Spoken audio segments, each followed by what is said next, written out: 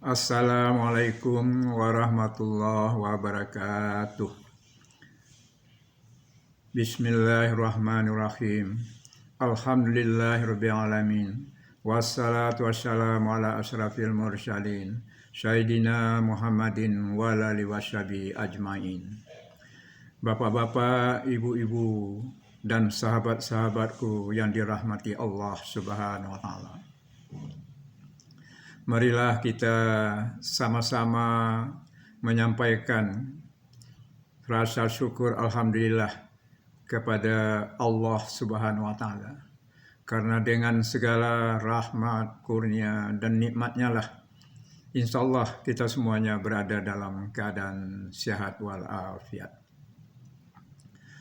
Salawat teriring salam, marilah kita sama-sama sampaikan kepada junjungan kita Nabi Muhammad sallallahu alaihi wasallam. Allahumma shalli ala Muhammad wa ala ali sayyidina Muhammad. Semoga kita mendapat syafaat dari beliau di hari akhirat kelak. Amin amin ya rabbil alamin.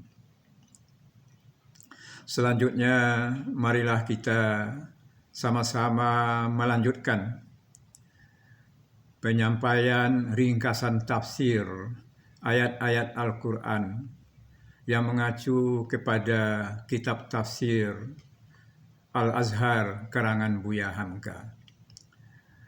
Pada tema sebelumnya yang berturut-turut, tema yang ke-11, ke-12, 13, 14 dan 15 adalah membicarakan tentang induk Quran, yaitu surat Al-Fatihah ayat yang ke-1 sampai yang ke-7 yang termasuk dalam subbagian kerangka wahyu. Sekarang kita masih membicarakan subbagian kerangka wahyu dengan temanya yang ke-16, yaitu wahyu pertama dan kedua, perintah membaca dan berdakwah. Ayatnya adalah ayat yang ke-1 sampai ayat ke-5 surat Al-Alaq dan ayat yang ke-1 sampai ayat yang ke-7 surat Al-Mudatsir. Tema ini diambil dari buku Membaca Quran, himpunan ayat-ayat pilihan untuk pendidikan budi pekerti yang disusun oleh Insinyur Asnawi Hasan MLC, Laksma TNI Purnawirawan, yaitu bagian yang pertama tentang Quran Kitabullah. Allah Subhanahu wa taala berfirman dalam surat Al-Alaq ayat yang ke-1. A'udzu billahi minasy syaithanir rajim. Bismillahirrahmanirrahim.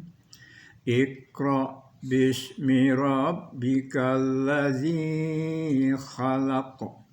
Artinya, bacalah dengan nama Tuhanmu yang telah mencipta. Diawali dengan bacalah, telah terbuka kepentingan pertama di dalam perkembangan agama ini selanjutnya. Nabi SAW disuruh membaca wahyu yang akan diturunkan kepada beliau itu di atas nama Allah, Tuhan yang telah mencipta, yaitu pada ayat yang kedua selanjutnya, Khalaqal insana min alaq. Artinya, menciptakan manusia daripada segumpal darah, yaitu peringkat yang kedua sesudah nutfah, yaitu segumpal air yang telah berpadu dari mani laki-laki dan mani perempuan. Nabi adalah seorang yang ummi atau buta huruf, tidak pandai menulis dan tidak pandai membaca yang tertulis. Tapi Jibril mendesaknya sampai 3 kali agar membaca. Meskipun Nabi tidak pandai menulis, namun ayat-ayat itu akan dibawa langsung oleh Jibril kepadanya, diajarkannya sehingga Nabi dapat menghafalnya di luar kepala. Dengan sebab itu akan dapatlah Nabi membacanya. Rasul yang tidak pandai menulis dan membaca itu akan pandai kelak membaca ayat-ayat yang diturunkan kepadanya. Sehingga bila mana wahyu-wahyu itu telah turun kelak, dia akan diberi nama Al-Quran. Dan Al-Quran itu pun artinya adalah bacaan. Seakan-akan Tuhan berfirman, bacalah atas kodratku dan iradatku. Ayat yang selanjutnya, ayat ketiga, Iqra wa rabbukal akram. Artinya, bacalah dan Tuhan engkau itu adalah maha mulia. Setelah di ayat pertama, beliau disuruh membaca atas nama Allah yang menciptakan manusia dari segumpal darah. Kemudian menyuruhnya membaca di atas nama Tuhan. Sedang nama Tuhan yang selalu akan diambil jadi sandaran hidup itu ialah Allah yang maha mulia, maha dermawan, maha kasih dan sayang kepada makhluknya. Kemudian lanjutan ayat berikutnya, ayat keempat, yaitu Allazi allama bil qalam. Artinya, dia yang mengajarkan dengan qalam. Itulah keistimewaan Tuhan dan itulah kemuliaannya yang tertinggi, yaitu diajarkannya kepada manusia berbagai ilmu, dibukanya berbagai rahasia, diserahkannya berbagai kunci untuk pembuka pembendaharaan Allah, yaitu dengan kalam, dengan pena. Di samping lidah untuk membaca, Tuhan pun mentakdirkan pula bahwa dengan pena ilmu pengetahuan dapat dicatat. Pena adalah beku dan kaku, tidak hidup, namun yang dituliskan oleh pena itu adalah berbagai hal yang dapat dipahamkan oleh manusia, yaitu pada ayat selanjutnya, yaitu ayat yang kelima. Allamal insana ma lam ya'lam. Artinya, mengajar manusia apa yang dia tidak tahu. Lebih dahulu Allah Ta'ala mengajar manusia mempergunakan kalam.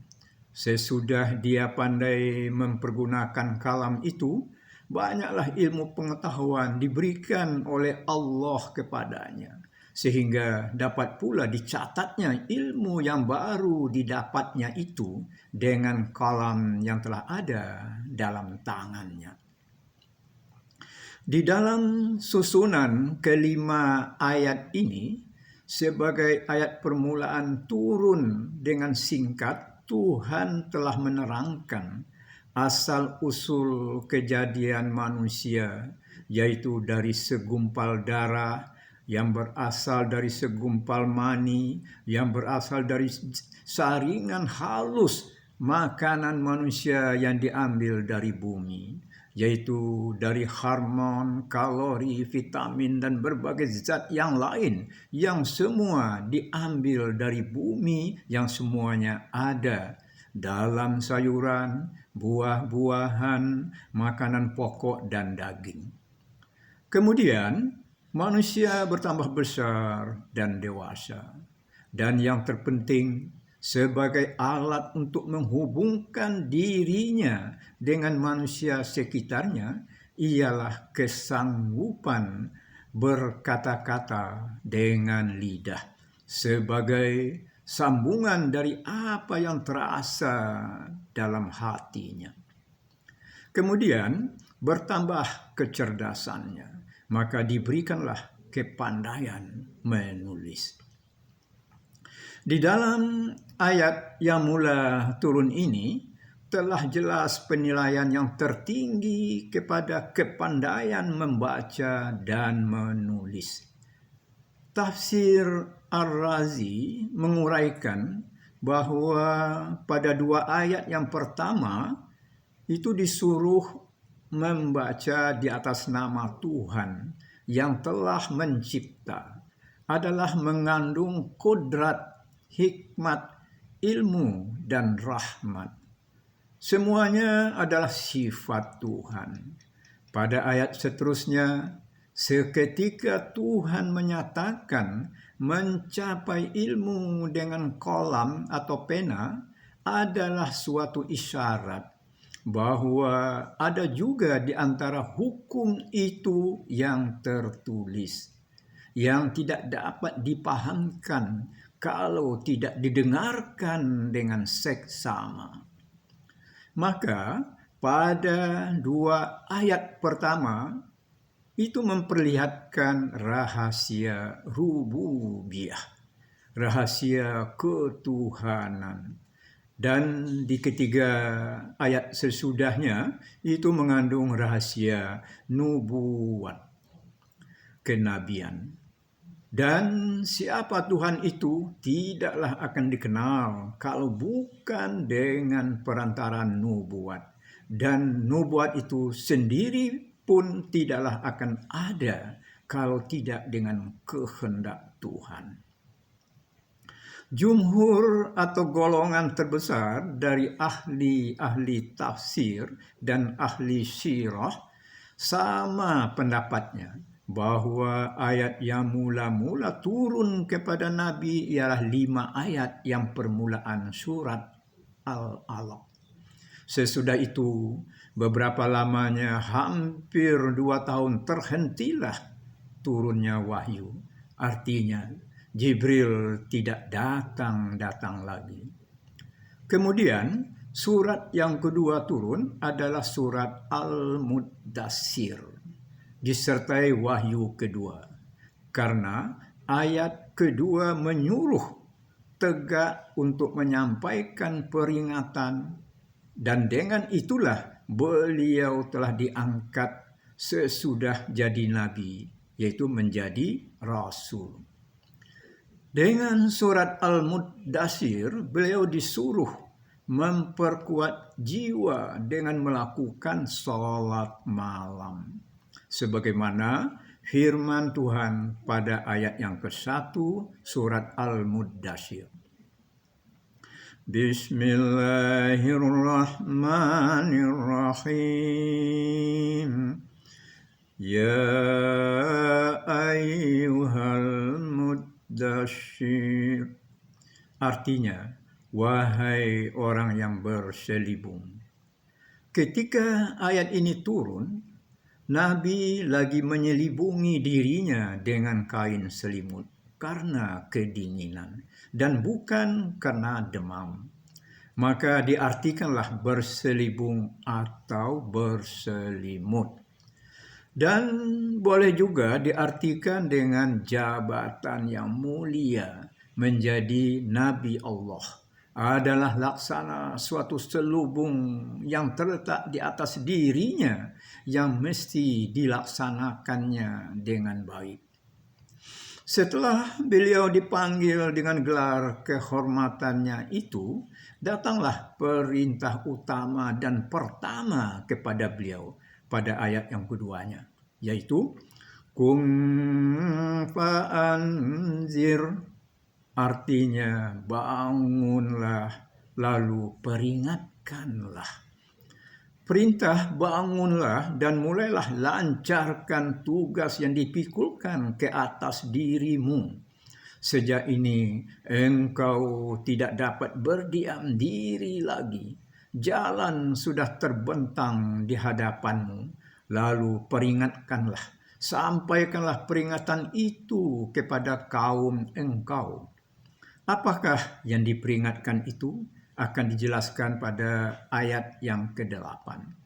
Sekarang yang terpenting adalah mempersiapkan diri, bangun dan tegak untuk menyampaikan peringatan apa yang harus diketahui oleh manusia.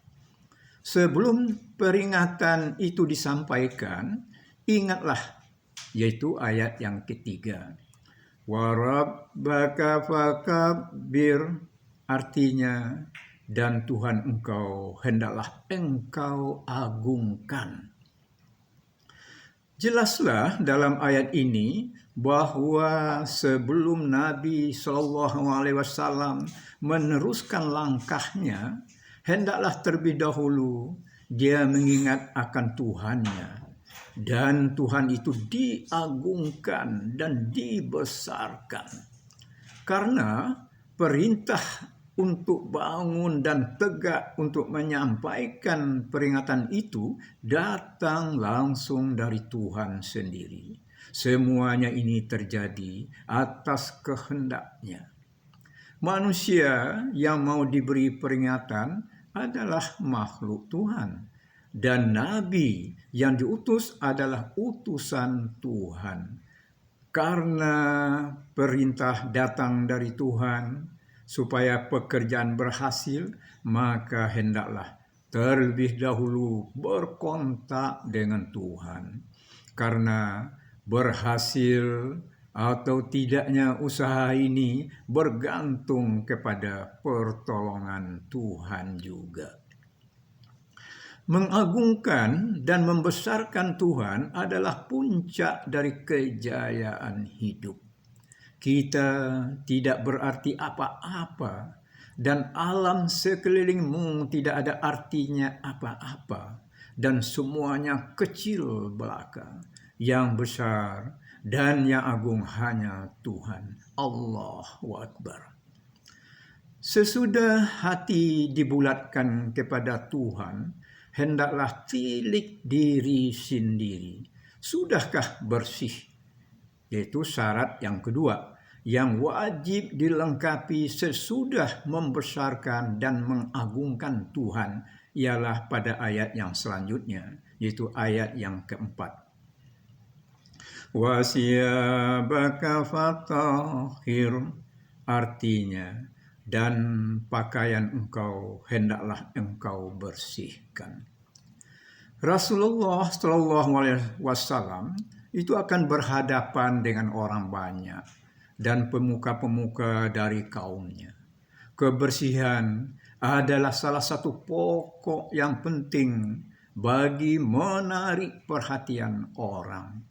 Kebersihan pakaian besar pengaruhnya kepada sikap hidup sendiri dan menimbulkan harga diri, dan menjadi hal yang amat penting dijaga karena hendak menyampaikan dakwah ke tengah-tengah masyarakat. Pakaian yang kotor itu menyebabkan jiwa sendiri pun turut kusut masai. Betapa besar pengaruh pakaian yang bersih itu kepada hati sendiri dan kepada manusia sekeliling. Itu sebabnya setelah syariat Islam berdiri, Nabi selalu menganjurkan kebersihan. Kemudian datanglah perintah berikutnya agar memenuhi syarat yang ketiga, yaitu pada ayat yang ke-5. Warrujza fahjur, artinya, dan perbuatan dosa hendaklah engkau jauhi. Artinya, Nabi diminta hendaklah engkau jauhi dosa dan berhala. Syarat utama dari kemenangan dan keberhasilan dakwah terutama kaum musyrikin, ialah dari semula harus menjauhi kebiasaan mereka yang hendak diberantas, yaitu menyembah berhala. Jangan mendekat ke sana, jangan menunjukkan muka senang kepadanya. Nabi di saat tawaf di Ka'bah benar-benar menjauhi lebih dari 300 berhala yang ada di sekeliling Ka'bah. Usahakan beliau memegang, mendekat saja pun tidak. Setelah itu, Tuhan pun memerintahkan untuk syarat yang keempat, yaitu pada ayat yang ke-6. Wala tamnun tasta'sir, artinya, dan janganlah engkau menyebut-nyebut, memperbanyak-banyak. Artinya, ialah jangan menyebut jasa, jangan menghitung-hitung sudah berapa pengorbanan, perjuangan, dan usaha yang telah dikerjakan untuk berbuat baik. Lalu menghitung-hitung sekian banyak jasaku, yang itu adalah usahaku, yang di sana baru terjadi karena perjuanganku. Si anu terlepas dari bahaya syirik karena pengajaran dariku. Inilah satu penyakit yang kadang-kadang tidak dapat ditahan-tahan oleh manusia yang alpa akan diri. Diperbuatnya kebajikan lalu disebut-sebutnya. Sejak akan memulai langkah pertama, bangun menyampaikan peringatan, kepada beliau sudah diperingatkan supaya jangan menyebut-nyebut jasa dan jangan pula meminta penghargaan yang banyak. Memang begitulah disiplin yang diletakkan kepada diri Rasul. Tidak boleh meminta upah kepada manusia, tidak boleh minta pujian, upah hanya di sisi Allah. Terakhir, syarat yang kelima, yaitu sabar, yang tercantum pada ayat yang ke-7. Wali rabbika fasbir, artinya, dan untuk Tuhan engkau bersabarlah engkau. Di dalam ayat ini diperingatkan benar-benar bahwa Muhammad perlu sabar. Sabar bukan untuk kepentingan pribadinya sendiri, melainkan untuk terlaksananya kehendak Tuhan. Ketika kesabaran nyaris hilang, ingatlah bahwa awak adalah utusan Allah. Yang engkau laksanakan ini adalah kehendak Allah. Dan umat yang engkau datangi adalah hamba Allah. Itulah 5 syarat yang harus beliau penuhi di dalam melakukan dakwah. Menyampaikan peringatan kepada umat manusia. Dengan syarat itulah beliau harus bangun tegak, berdiri dan berjuang. Nah, demikianlah disampaikan ringkasan tafsir surat Al-Alaq ayat yang ke-1 sampai ke-5 dan Al-Mudassir ayat yang ke-1 sampai ayat yang ke-7 yang mengacu kepada kitab tafsir Al-Azhar karangan Buya Hamka. Atas segala perhatiannya diucapkan ribuan terima kasih dan mohon maaf atas segala kekurangan dan ketidaksempurnaannya. Semoga ringkasan tafsir ini memberi manfaat buat kita semuanya. Semoga kita dapat melanjutkan tugas Nabi untuk berdakwah dengan mempersiapkan 5 syarat yang harus dipenuhi, yaitu agungkan Tuhan, jaga kebersihan diri, jauhi perbuatan dosa, jangan menyebut jasa, dan bersabarlah. Wabillahi taufiq wal hidayah. Wassalamualaikum warahmatullahi wabarakatuh.